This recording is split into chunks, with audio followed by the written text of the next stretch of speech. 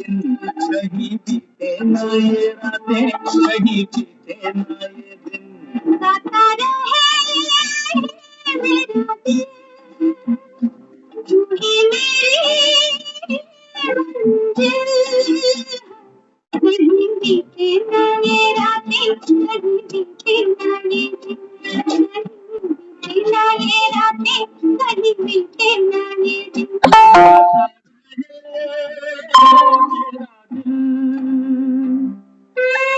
बच गया। वैसे मैं बैठी थी, वो अपने आप ही पसंद बन गई।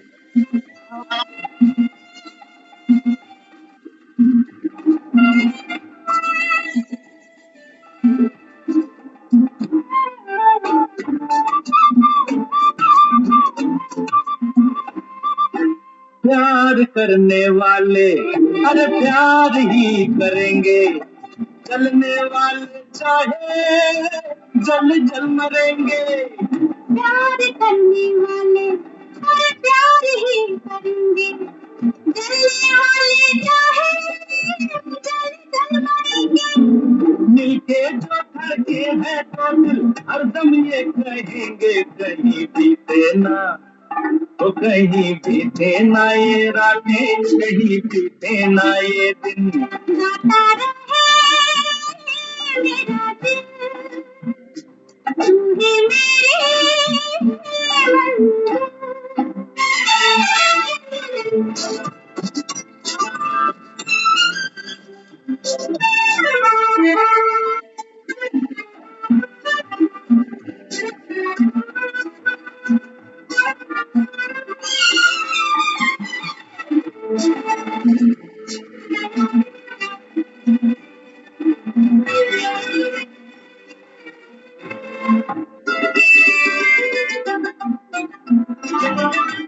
ओ मेरे हमराही, मेरी बाह थामे चलना, बदले दुनिया सारी, तुम ना बदलना। ओ मेरे हमराही, मेरी बाह थामे चलना, बदले दुनिया सारी, तुम ना बदलना। प्यार हमें भी सिखला देगा, गर्दिश में संभलना, कहीं बीते ना, कहीं बीते ना ये रातें, कहीं बीते ना ये दिन। गाता रहे मेरा दिल, तू ही मेरी मंजिल।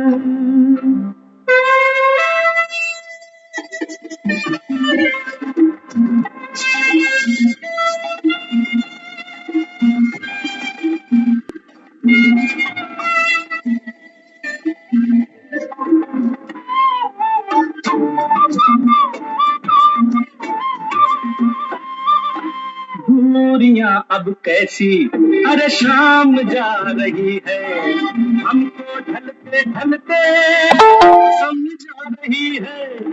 दूरियां अब कैसी अरे शाम जा रही है, हमको ढलते ढलते समझा रही है। आती जाती सांस जाने कब से गा रही है, कहीं बीते ना तो कहीं बीते ना ये रातें, कहीं बीते ना ये दिन।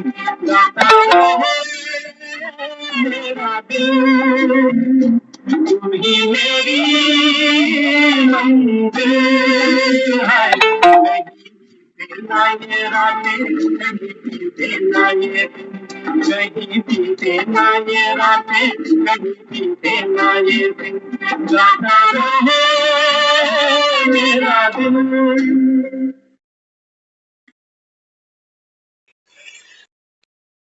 ओम शांति। ओम शांति। सबको ओम शांति।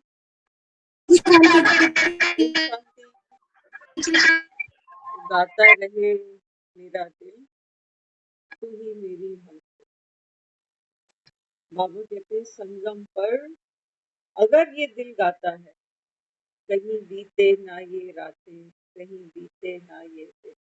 क्योंकि बाबा कहता है ऐसा सुख, ऐसी शांति, बाबा कहता है सारे कल्प में तुम्हें कभी मिलने नहीं वाली। अगर हम नहीं अनुभव कर पा रहे, इसका मतलब कच्चे हैं। तो मेरे हमराही, मेरी बाह थामे चल। बाबा कहता है जब दुनिया में तुम्हें कोई दिखाई नहीं देता ना, हम सफर, हम जोली, हम साथी, हम राज, तो बाबा कहता है फिर याद मुझे ही कर, और कहते हो मेरा तो भगवान ही सहारा, वही सुनता। तो बाबा कहते हैं बच्चे मैं ही तेरी बाह पकड़ के चलता। कब? दुनिया में देखते हो ना, उस समय जाने वाला यही कहता है, भगवान को याद करता है कि ओ मेरे हमराही, तू ही मेरी बाह थामे चलना। ये बदले सारी दुनिया, लेकिन तू मत बदल जाइए।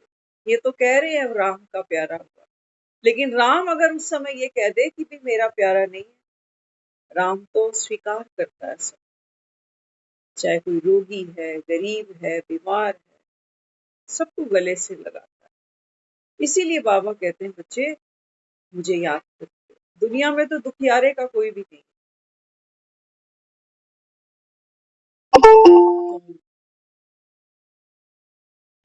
आज की जो मुरली है, बाबा कहते हैं बच्चे ये वो समय है जब तुमको इस ज्ञान के राही, ये गीत हमारा मन कब गाएगा? गाता रहे मेरा मन। आज मन गा नहीं रहा, आज तो मन रो रहा है। बाबा कहते हैं बच्चे ये ज्ञान की जो मुरलियां तुमको सुनाता हूँ, इसी वजह से सुनाता हूँ, ताकि बाबा कहता है जो दुख तुमने लपेटे, जैसे साड़ी लपेट के बैठती है ना, बाबा कहता है आत्मा शरीर पर वस्त्र धारण करती है। ऐसे ही बाबा कहता है बच्चे तुमने दुखों की ओढ़नी क्यों ओढ़ी है? दुखी कौन है? बाबा कहता है और क्यों है? बाबा कहता है आत्मा ने ये पार्ट प्ले किया।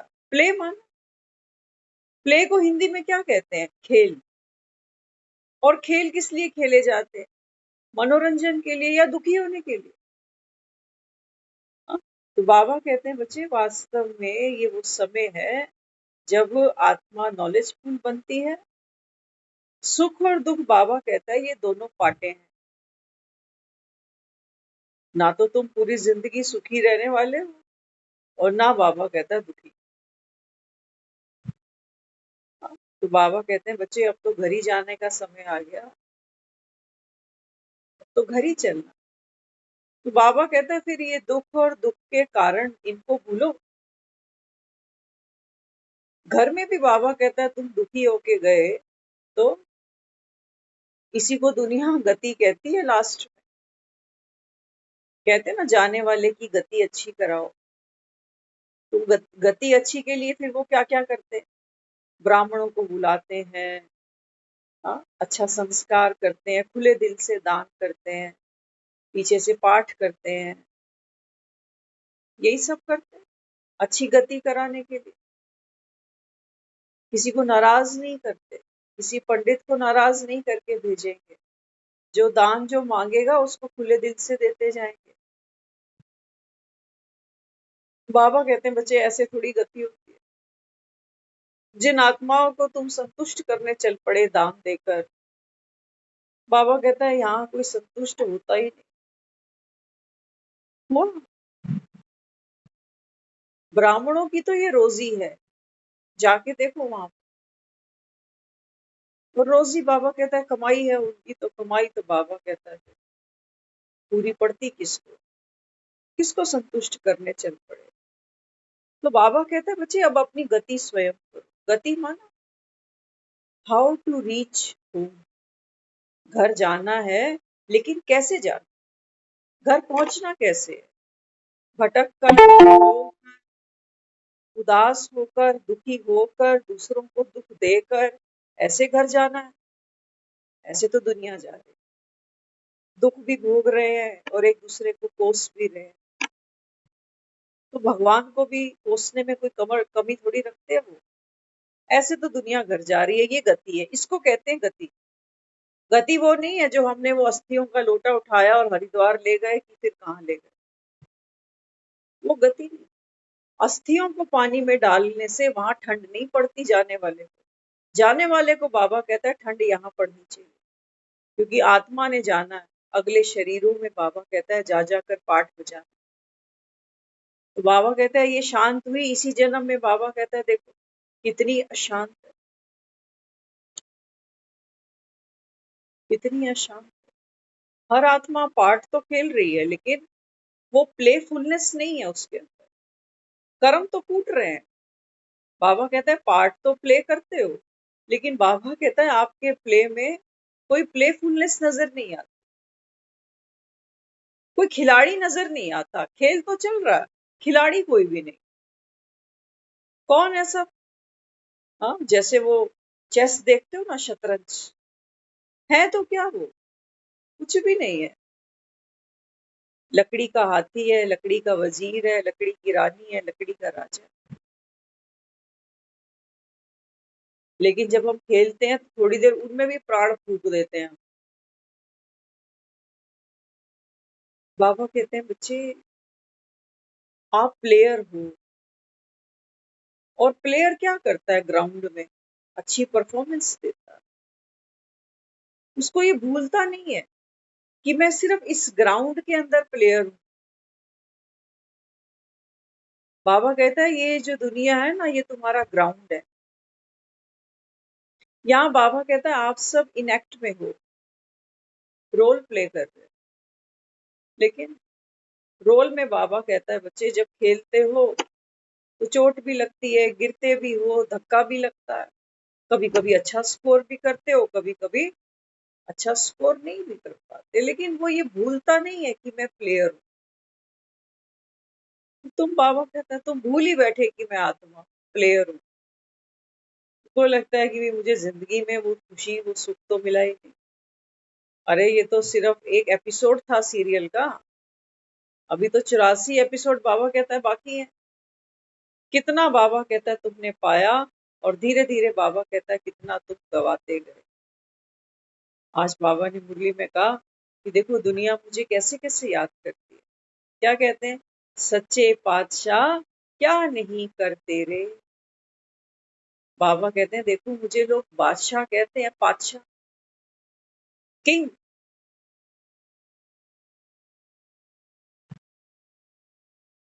किंग कहते हैं।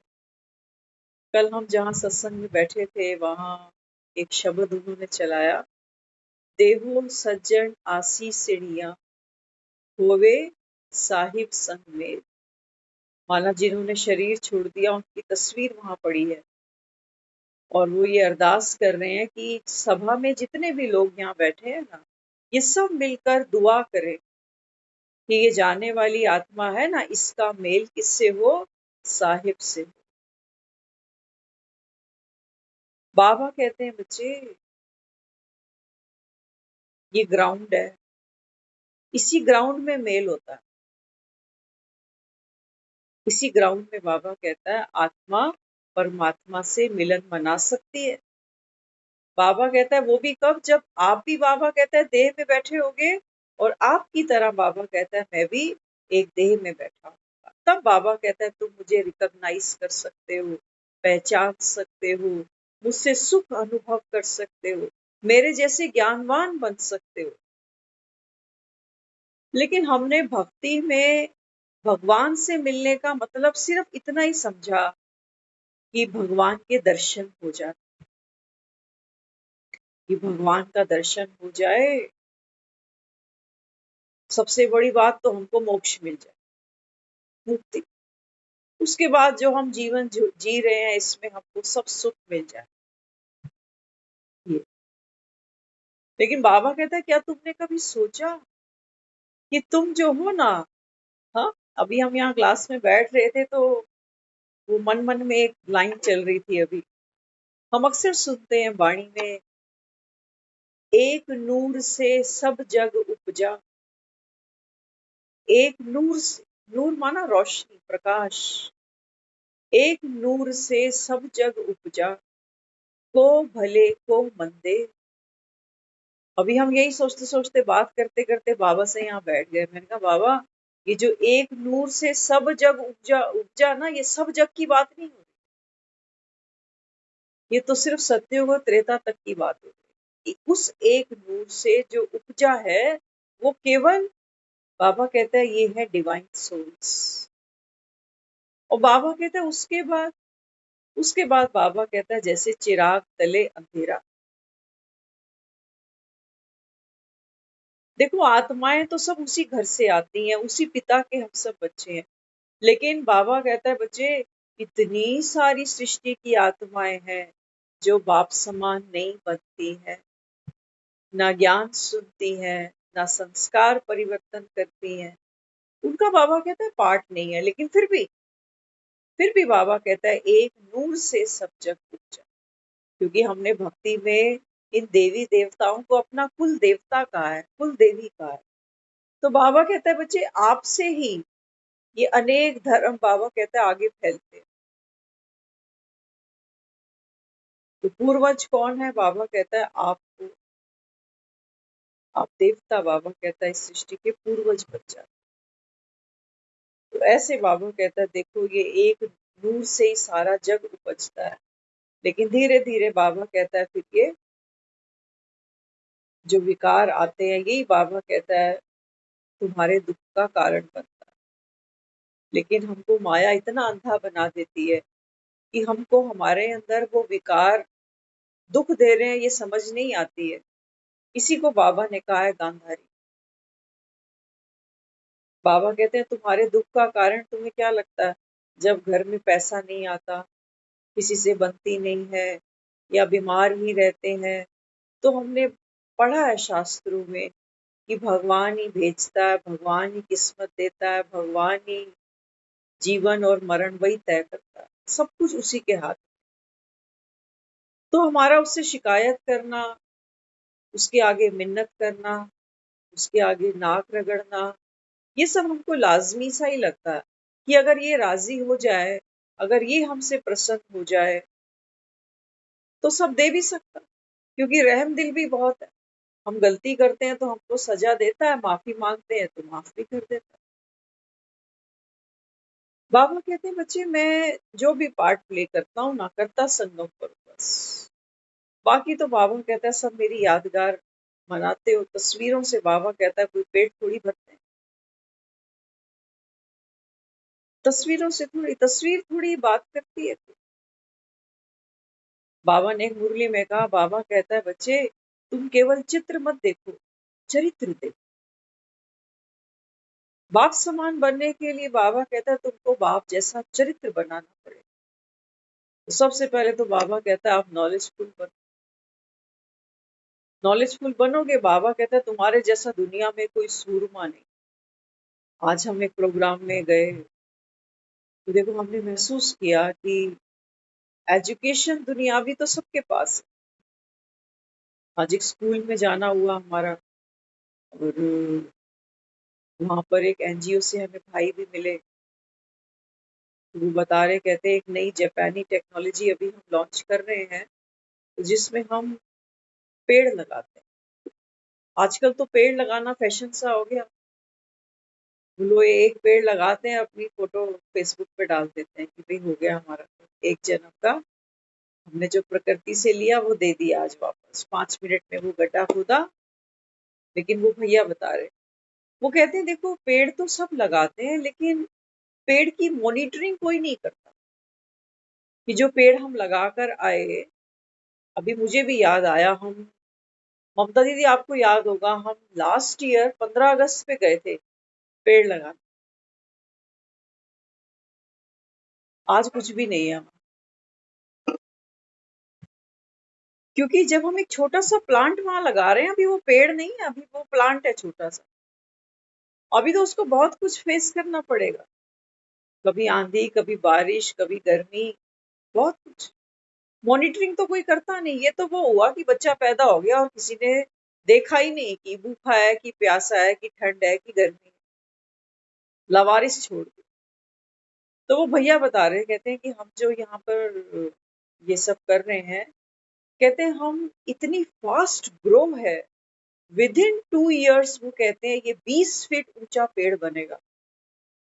और हम ऐसा नहीं है कि वन टाइम यहाँ आए हैं उसके बाद हमारा लिंक खत्म, कहते नहीं।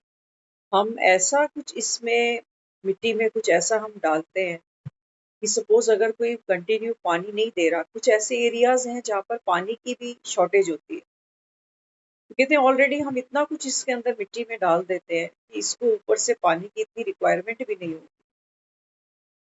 और एक और खास बात, जैसे हम कुछ और प्लांट लगाते हैं ना तो खरपतवार आ जाता है, वो कहते हैं इसमें खरपतवार नहीं आएगा। और जो पेड़ होंगे ये बहुत दूर नहीं होंगे, नजदीक पेड़ लगाए जाएं। तो वो बता रहे, कहते हैं कि 2 साल के अंदर अंदर ये एक घना पेड़ बनेगा। तो जो मिनिस्टर साहब थे वो भी रिकमेंड कर रहे हैं, उन्होंने भी बताया, कहते हैं ये जो कह रहे हैं ये प्रूफ है, मैं देख कर आया।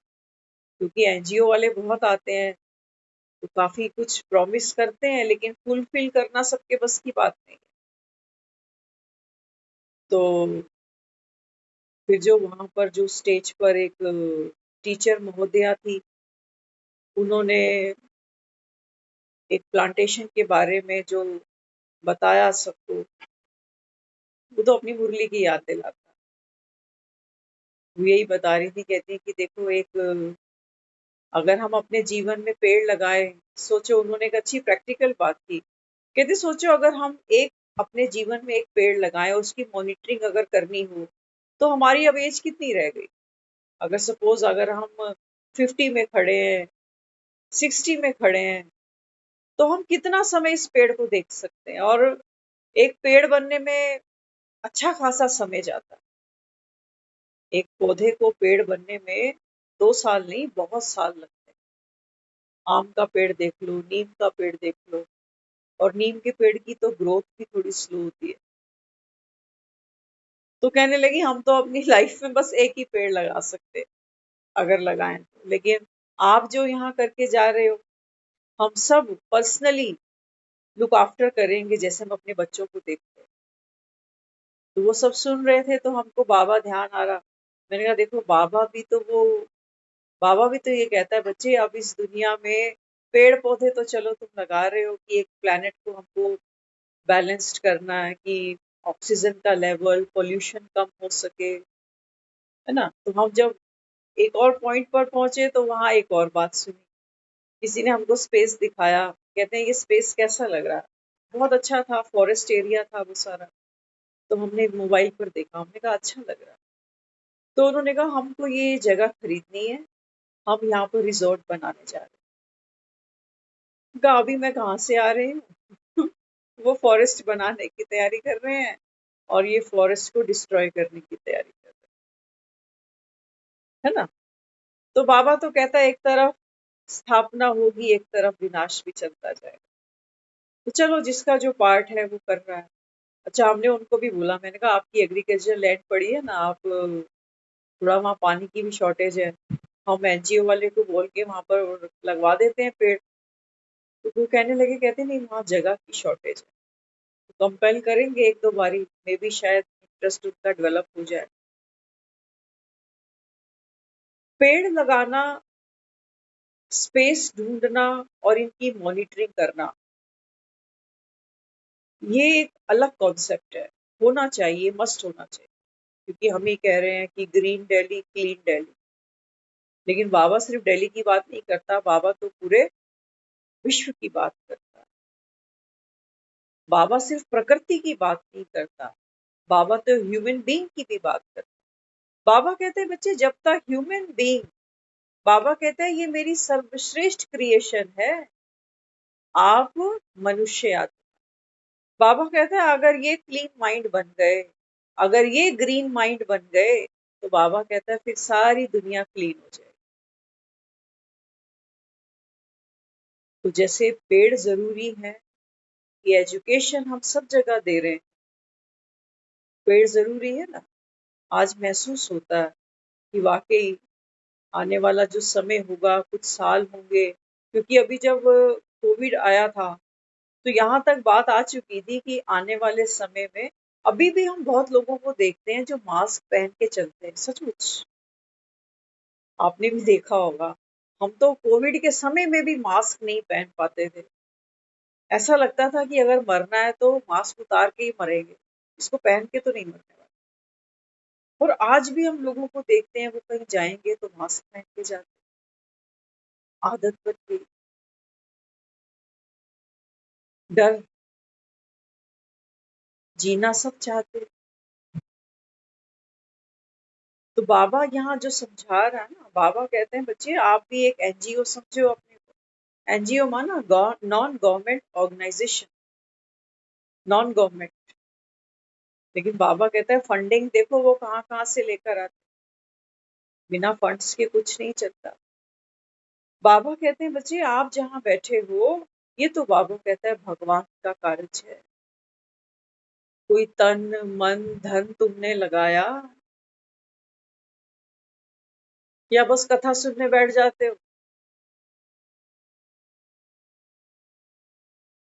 देखो हमको पुरुषार्थ भी करना हो, है ना। गुरु का लिया है तो गुरु को फिर देना भी होता है। गुरु से हम जो लेते हैं, गुरु दक्षिणा बोलते हैं। तो गुरु दक्षिणा बाबा कहता है बच्चे तन मन धन अभी सौंप दो। मृत्यु बाबा कहता है पूरा ठेका छुड़ाएगी तुमसे, कुछ नहीं छोड़ेगी तुम्हारे पल्ले। जो तुम कहते हो ना हमारे पास समय, जिस भैया ने हमको ऑफर किया आज का प्रोग्राम अटेंड करने का, वो भैया हम जानते नहीं, आज फर्स्ट टाइम से मिले, सेकंड टाइम हो गए।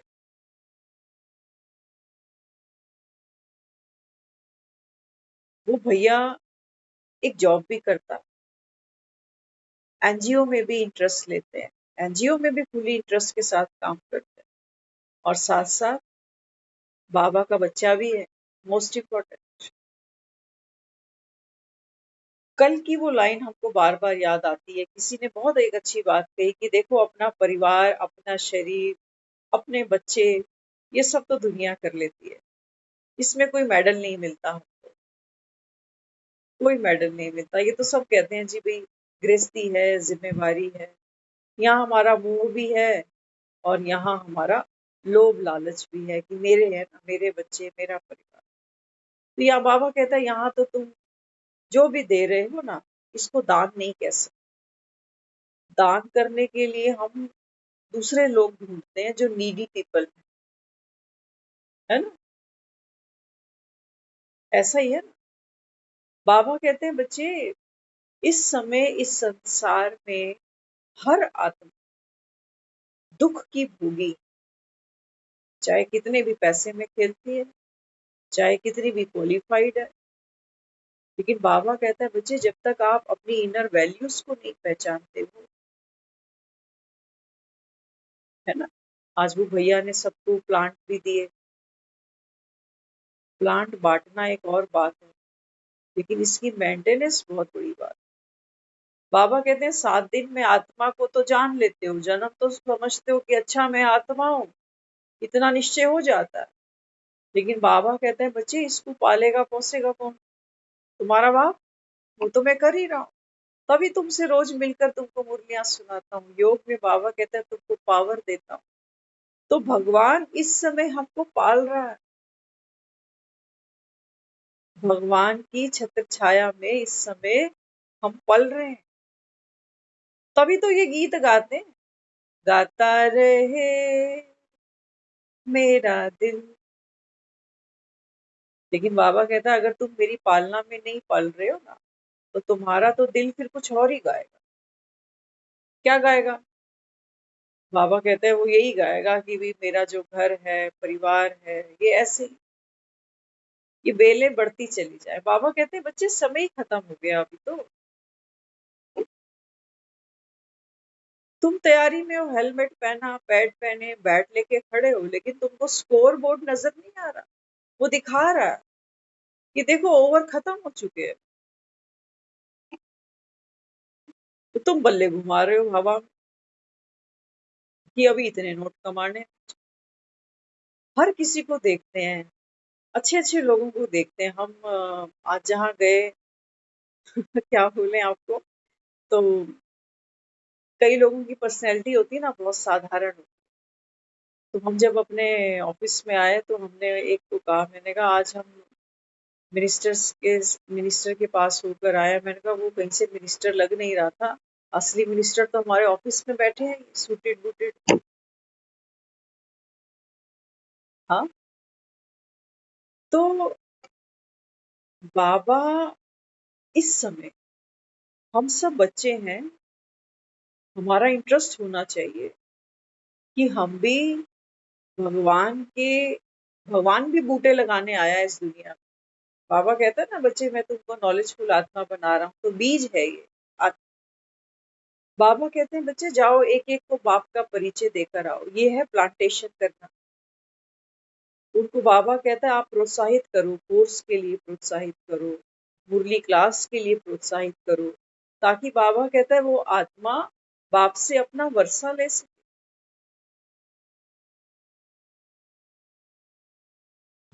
आप बिलीव नहीं करोगे, काम छोटा सा लग रहा है, लेकिन वो बता रहे, कहते हैं टीम बहुत बड़ी है, कितने लोगों को रोजगार मिला। मीडिया चैनल अलग खड़ा है, जियो अलग खड़ा है, हाँ, कितने लोग। बाबा कहते देखो दुनिया को अपना काम करते कितनी खुशी मिलती है। भले ही आज उन्होंने एक अच्छी चीज बोली, कहते हैं कई लोगों को तो लगता है कि मिनिस्टर ने हाँ कर दी है तो अब तो काम हुआ ही पड़ा, जैसे बस आंख बिछाए लोग खड़े। कहते नहीं, वे संघर्ष बहुत है। कितनी जगह जाना पड़ता है, बात होती है तो सब लोग बहाने करते हैं कि ये हो नहीं सकता, हो नहीं पाएगा, अभी नहीं, फिर 2 महीने बाद, फिर 6 महीने। कहते लेकिन काम करना जिसको हो ना, उसको बस एक ही लगन है कि भाई ये काम करना, बहाने बहुत। तो कहते कई एनजीओ हैं जो आती हैं, अप्रोच करती हैं और फिर निकल जाती है, फिर कभी नहीं आते। लेकिन इन्होंने वो काम करके दिया, क्योंकि इनकी लगन सच्ची है। हमारी है, हम तो सच कहें अब थोड़ी सी समझ बढ़ती है, क्योंकि बाबा अक्सर, आज भी बाबा ने सेवा पर मुरली चलाई, संडे की मुरली भी सेवा पर थी।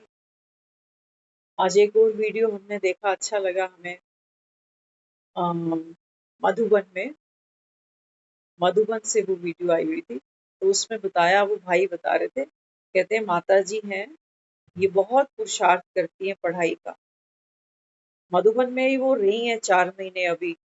तो वो बता रहे थे 3:30 बजे बसेस आ जाती हैं पांडव भवन लेके जाने के लिए। तो बता रहे वो एज में है, एक माता जी अच्छी खासी एज है उनकी, 50 साल का सोचो, जिनका बेटा ही होगा। तो वो कह रहे ये सुबह उठती हैं, उठते ही पढ़ाई, 3:30 बजे बस पकड़ के पांडव भवन, पांडव भवन फिर बाबा का कमरा, वहां पर योग, फिर यहाँ पर आकर क्लास, यहाँ से नाश्ता, नाश्ता करके फिर पढ़ाई, दोपहर को फिर पढ़ाई, शाम को फिर पढ़ाई, रात को फिर पढ़ाई। तो ये बताते बताते वो भाई कहने लगे, कहते पढ़ाई पढ़ाई है, बाकी है बेरोजगार। ध्यान से सुनना क्या कहा, कहते पढ़ाई खूब है लेकिन है बेरोजगार। बेरोजगार माना कोई सेवा नहीं कर रहे, सिर्फ पढ़ाई कर रहे हैं। हंसते जा रहे थे भैया, कहते हैं ये बेरोजगार है क्योंकि कोई सेवा ही नहीं।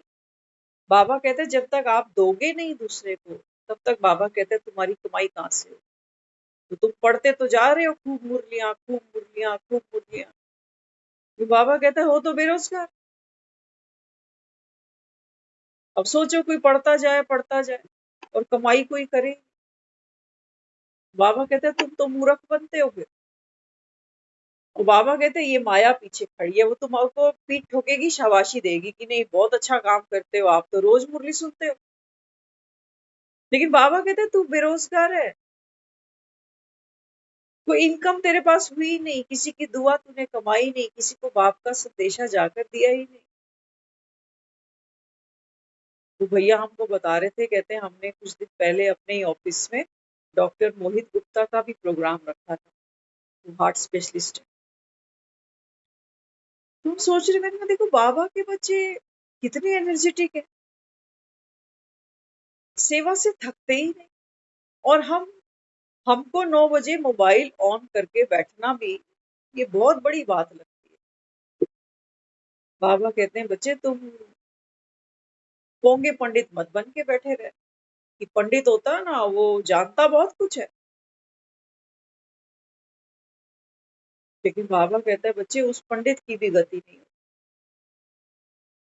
तो हमारी गति कैसे होगी, बाबा कहते हैं बच्चे कर्म करो।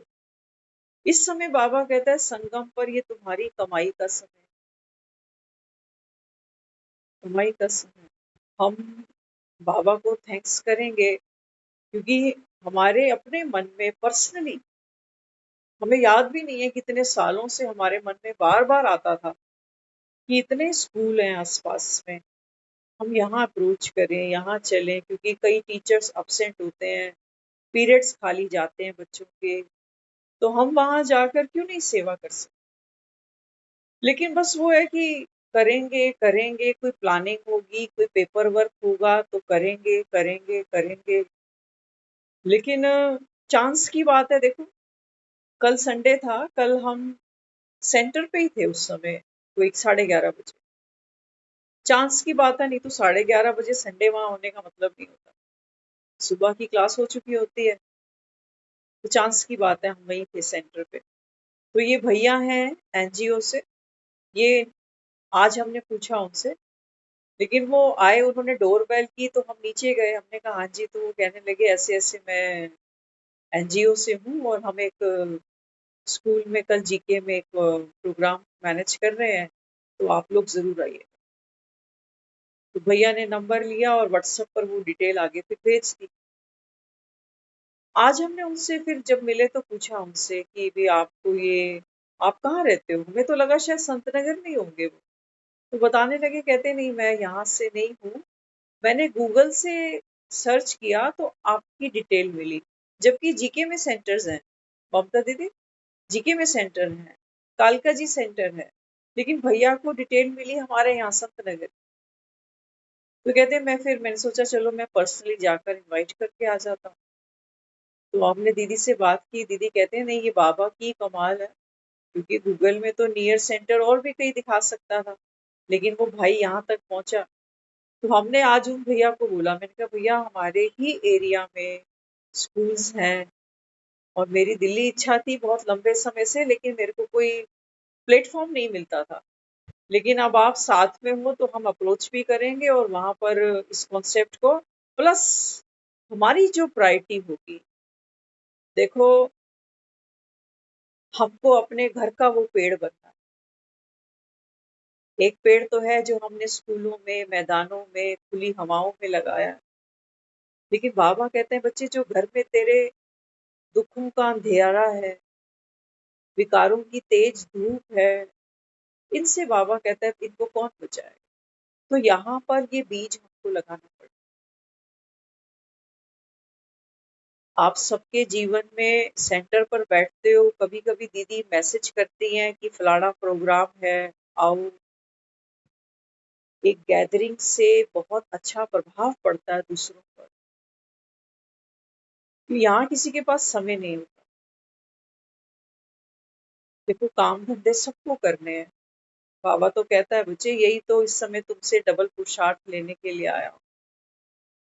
बाबा कहता है जो श्रेष्ठ आत्मा होती है, तभी कृष्ण को दिखाया है, वो जो मुरली बजती है ना, उसमें मनसा, वाचा, कर्मणा तीनों चीजें जाती हैं।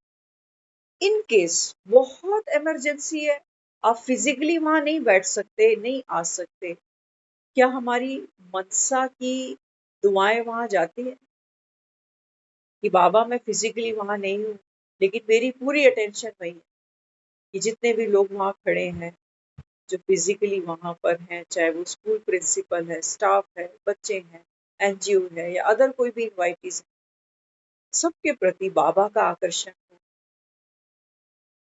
बाबा के जो बच्चे वहां गए हैं उनके द्वारा बाप की प्रत्यक्षता हो जाए। कभी किया हमने? मतलब ही नहीं हमें। हम तो कहते दीदी हमारे वो काम है ना, हम नहीं आ सकते। अरे तू नहीं आ सकता, बाबा कहता है ये तो यूज कर, ये तो यूज कर। क्या जरूरत है वहां जाकर हमको फोटोएं खींचने? वो भैया ने बहुत सी फोटोएं खींची क्योंकि वो कहते हैं ये मस्ट होता है जब हम कहीं काम करते हैं, परफॉर्म करते हैं, तो कुछ लोगों को अवेयरनेस मिलती है। हम अपना काम दिखाते हैं कि देखो हमारा काम।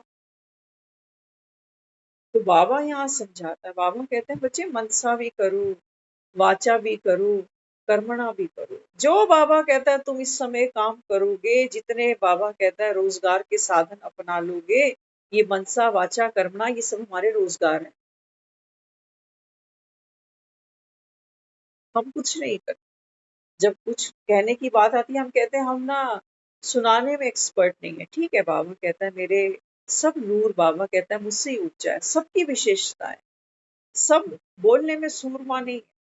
जो बोलने में सूरमा होगा हो सकता है उसको आप कोई कर्मणा सेवा दो तो वो वहां फेल हो जाए, और जो बोलना नहीं जानता हो सकता है वो कर्मणा में पास हो जाए। सेवा हर प्रकार की है। वो जो भैया बता रहे थे ना मधुबन में माता जी के बारे में बता रहे थे कि ये पढ़ाई खूब करती जा रही, सेवा जीरो है, बेरोजगार है। वो बता रहे, कहते देखो माता जी ने पूरी दिन बैठकर बच्चों को टोली बनाई। तो कहने लगी ये टोली कम पड़ेगी तो रात को उठ के फिर बनाने लगे। कर्मणा सेवा।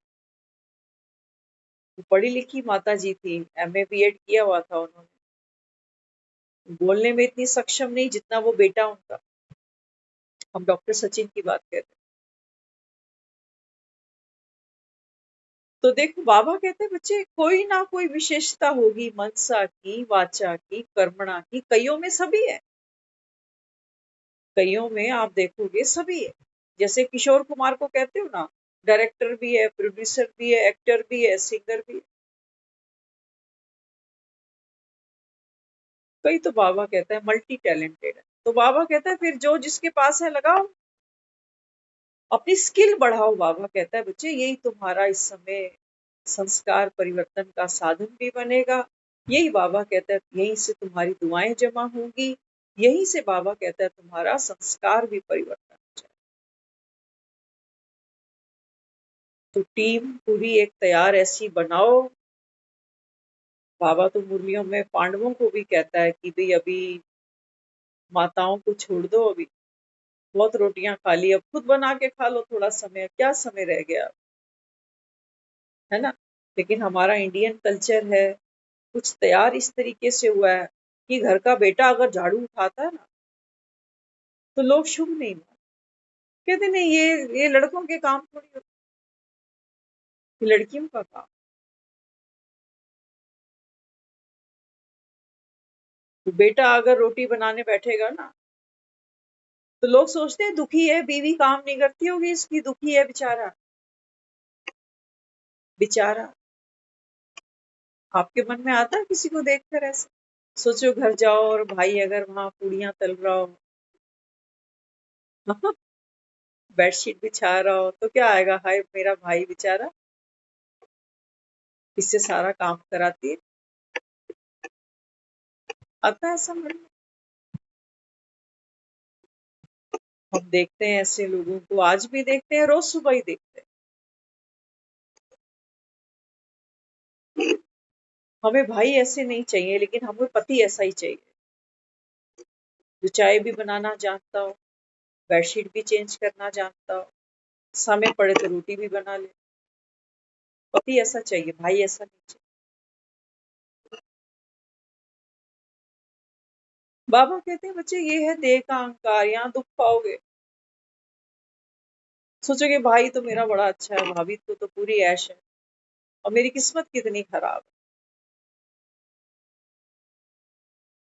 यही से बाबा कहता है ये है देह का अहंकार। बाबा कहते हैं बच्चे अगर एक महिला बाहर जाकर कमा सकती है, एक समय था हमारे समाज में जब महिलाएं घर से बाहर कमाने नहीं जाती, आज आज समय बदल गया। आज हम कहते हैं बेटी है, पढ़ाएंगे लिखाएंगे, अपने पैरों पे खड़ा करें, लेकिन बेटों का एक पांव तोड़ के रखेंगे। ये वो हैं जो कमाने भी जाएंगी, घर भी देखेंगी, बच्चे भी देखेंगी, बना के जाएंगी और आकर भी बना के खिलाएंगी। लेकिन जो बेटा कमा रहा है ना, ये सुबह उठकर दूध भी नहीं लाना चाहिए। समय बदला, दुनिया बदली, लेकिन हमारी सोच नहीं बदली। इसलिए बाबा कहता है बच्चे ये दुनिया कैसी है, पुरुष प्रधान। सारे एक जैसे नहीं है, सबकी बात तो नहीं कर सकते, लेकिन हाँ कह सकते हैं मेजोरिटी। तो एक सुखी समाज बनाने के लिए, एक संपन्न समाज बनाने के लिए बाबा कहता है बच्चे, this soul is gender free. है ना, बाबा कहता है जो ये आत्मा है ना, ये बाबा कहता है इसका कोई जेंडर नहीं होता, आत्मा मेल फीमेल नहीं है। भूख तो सबको लगती है, चाहे कोई मेल हो चाहे फीमेल। थकते तो सभी हैं जब काम करते हैं, है ना। तो बाबा कहता है बच्चे, हर एक आत्मा सशक्तिकरण किसका हो, हर आत्मा। और सशक्तिकरण होने के लिए बाबा कहता है बच्चे, मुझको ये वृक्षारोपण करने पड़ते हैं। क्यों करना? जैसे अभी तुमको अवेयरनेस मिल रही है ना कि पेड़ लगाना क्यों जरूरी। तो दुनिया तो कहती है जिस घर में एक नारी समझदार हो, पढ़ी लिखी हो, वो घर स्वर्ग है। बस नारी की जिम्मेवारी, बाकी उसी की जिम्मेवारी है कि वो घर में शांति बनाए रखे, बाकी जो मर्जी करे। बाबा कहता है सर्व के सहयोग से सुखमय संसार बनेगा, सर्व के सहयोग से। तो बाबा कहता है यहाँ मेल फीमेल की बात नहीं हो रही कि नारी जिस घर में समझदार होगी वो घर तो जन्नत है, स्वर्ग है। बाबा कहता है हर आत्मा की बात। तो जिसको जितना सुखी होना है, बाबा कहता है बच्चे उतना तुम सुख स्वरूप बनो, उतना बाबा कहता है आप दूसरों को देते जाओ। क्योंकि पेड़ अपने पास कुछ भी नहीं रखने वाला। थोड़ी सी मेहनत करेंगे हम एक पौधे के साथ, लेकिन जब ये पेड़ बनेगा ना, पेड़ ना तो अपनी छाया खुद लेने वाला, ना अपना फल, ना अपने फूल, ना अपनी लकड़ी, कुछ भी। लकड़ी भी देखो मुर्दे जलाते हैं तो पेड़ काट के ही तो ले जाते। एक पेड़ ही तो होता है जिसकी टहनी पर पंछी घोंसला बनाकर जीवन बसेरा करते। तो बाबा कहते हैं बच्चे मुझको ये एक एक बच्चा कैसा चाहिए, कल्प तरु के समान चाहिए। बात हो रही थी ना कल्प तरु। बाबा कहता है तुमको बाप समान पर। तरु क्या करती है? बाबा कहता है दूसरों को शीतलता, दूसरों को शांति। जात भेद नहीं देखता एक पेड़ किसी का, कहाँ से चला, कौन है, अमीर है कि गरीब। तो बाबा ने आज मुरली में कहा, बाबा कहता है एक सच्चा बादशाह मैं ही हूँ। मैं, बाबा कहता है तुमको पहले तो सत्य बनाता हूँ, बीज आत्मा ये सत्य है।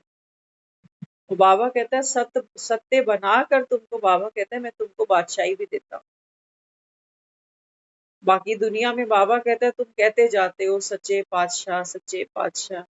ना तो बाबा कहता है तुम सच्चे बनते हो, माना अपने को नहीं जानते, और ना ही बाबा कहता है तुमको कोई बादशाही मिलने वाली।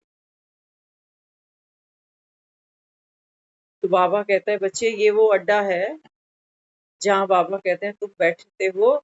यहीं पर बाबा कहता है बैठकर आत्मा अपने अनंत जन्मों का, बल्कि हम तो ये कहे, बाबा कहता है ये चक्र हर समय घूमेगा, है ना, जन्म मृत्यु का चक्र होगा।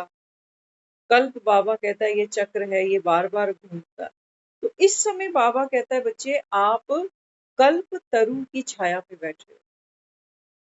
तो बाबा कहता है बच्चे जिसके सर पे भगवान की छत्र छाया हो। हाँ, एक बच्चे ने पूछा भगवान से कि भाई भगवान क्या आज आप मेरे साथ चलोगे? तो भगवान कहने लगा हंसकर कि बता मेरे सिवा तेरा है कौन? दुनिया में किसी को फोन करो कहीं जाना है, कोई मर खप गया, कोई बीमार, हर समय लोग अवेलेबल नहीं मिलेंगे हमको। लेकिन एक भगवान है जिसको इशारा करो, देखो वो हिम्मत, वो शक्ति बनकर हमारे साथ चलता है कि मैं अकेला ही काम। लेकिन बाबा कहता है तुम मुझको ऑफर ही नहीं करते। अंत में बाबा कहता है जब ये द्रौपदी देखती है कि 5 पति काम नहीं आ रहे, तब बाबा कहता है तुम मुझे याद करते हो। और इतना समय बाबा कहता है तुम अपनी शक्ति गवाते जा रहे हो। तो बाबा कहते हैं बच्चे ये वो स्कूल है इसी स्कूल में बाबा कहता है बच्चे ये बूटे लगते हैं और ये वो बूटे हैं बाबा कहता है जिनको देखने दुनिया आती है।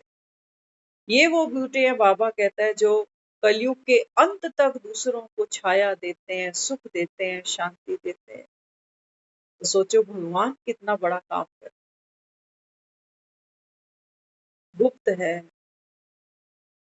दुनिया के काम तो नजर आते हैं ना, वो गिनते हैं हमने 32,000 प्लांट्स लगा दिए और भगवान चुपचाप। बाबा कहता है मैं 33 करोड़ प्लांट लगाने आया। कितने? 33 करोड़। बाबा कहता है मैं मॉनिटरिंग भी रोज करता हूँ। रोज संडे को बाबा कहता है बाप बच्चों को देखते हैं, परमात्मा प्यार की अधिकारी आत्माओं को देखते हैं। लेकिन बाबा कहते हैं मैं तुम्हारी स्थिति भी देखता हूँ, कुछ मुरझाए हुए, कुछ खिले हुए, कुछ जाने को तैयार। सबको बाबा कहते हैं निश्चय भी एक जैसा नहीं, कुछ तो पौधे ऐसे हैं जो सूखते चले जाते हैं। बाबा भी तो प्लांटेशन ही कर रहा है। बाबा कहते हैं बच्चे ये माया आती है, जैसे एक पौधा लगाते हो ना, तो धूप भी गिरेगी, आंधी भी आएगी, तूफान भी आएगा, जानवर भी आएंगे खाने उसको। बाबा कहते हैं माया भी ठीक ऐसे ही तुम्हारे आसपास मंडराती है। बाबा कहता है फिर पेड़ नहीं बनने देती, तो कच्चे कच्चे पत्ते चबा जाती है। इसलिए आपने देखा होगा कोई छोटे छोटे पौधे होते हैं ना, तो लोग एक लोहे का ऐसे एंगल केज होती है वो लगा देते हैं ताकि कोई गाय या कोई और इसको आके डिस्ट्रॉय ना करे।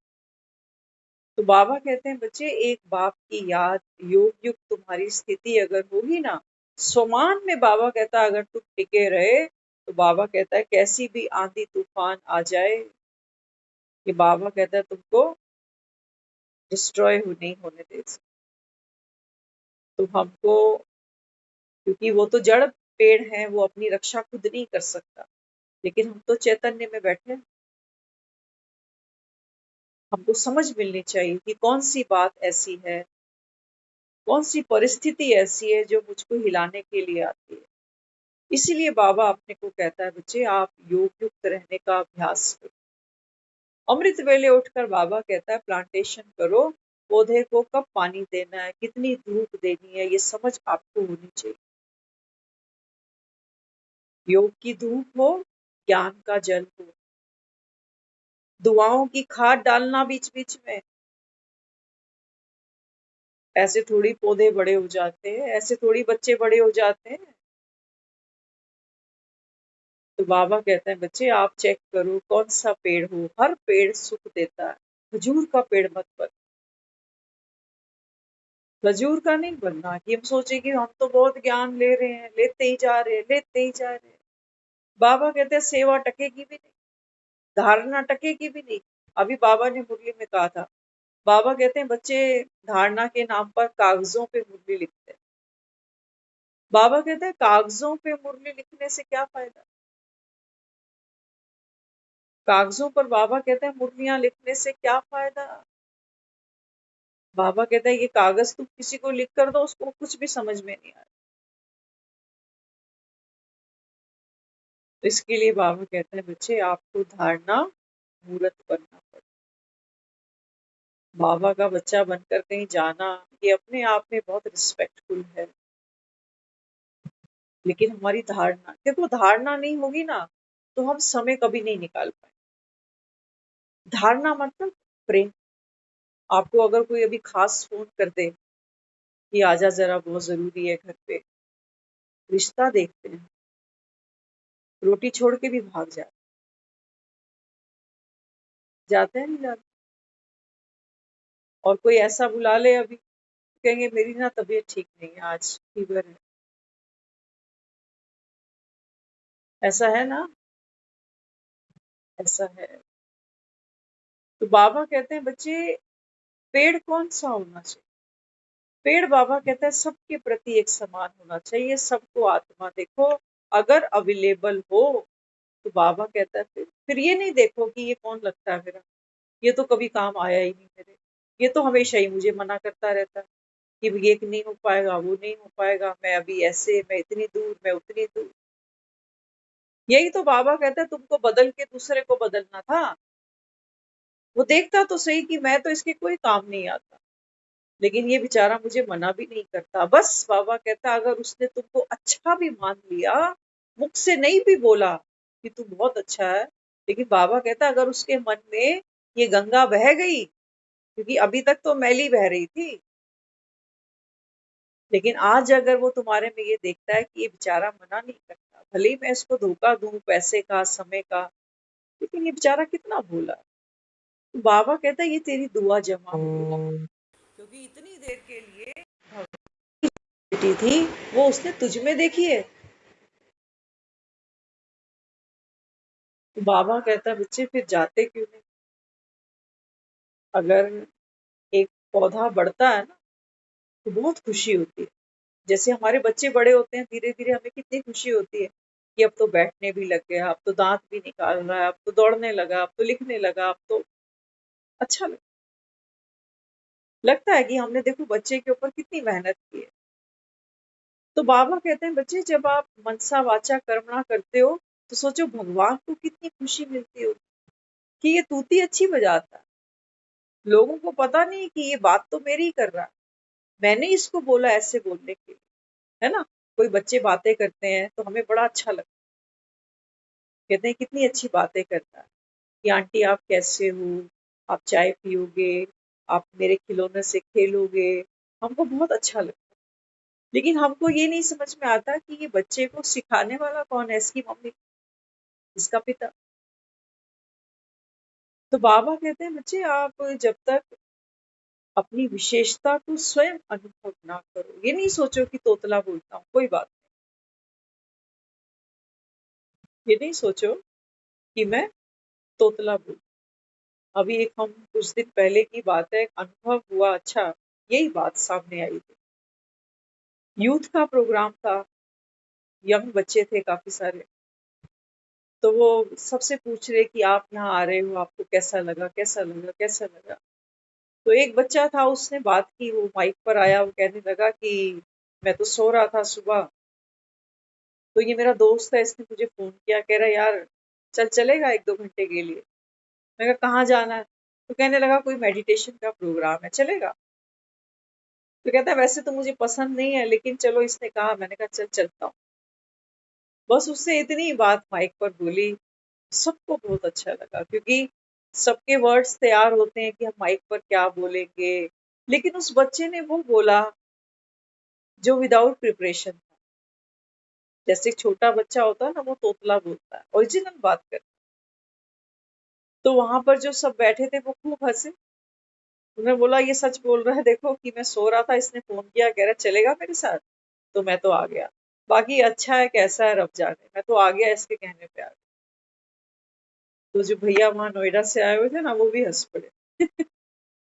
तो बजाय शब्दावली पे जाने के ना, अपनी वाइब्रेशन पर हमको काम करना, क्योंकि हम क्या बोलते हैं किसी को याद नहीं रहने वाला, लेकिन हमारी जो वाइब्रेशंस होती है ना, ये बाबा कहता है बच्चे वो दूसरी आत्मा अनुभव करती है, ये हमेशा उसके साथ साथ रहती है। इसी को दुनिया में लोग कहते हैं फर्स्ट इम्प्रेशन लास्ट इम्प्रेशन। तो बाबा अभी हम बच्चों के ही द्वारा ये प्लांटेशन कराएगा, करा रहा है। कितने पौधे तो हम देख रहे हैं बढ़ गए, दूसरों को भी अपने जैसा बनाने का पुरुषार्थ कर रहे हैं, क्योंकि एक बीज से पता नहीं कितने फल निकल सकते हैं, है ना। तो हम सब कौन बैठे हैं यहाँ, बीज स्वरूप ही बैठे हैं। तो सभी समय को देखते हुए अगला सेशन फिर कल कंटिन्यू करेंगे। ओम शांति।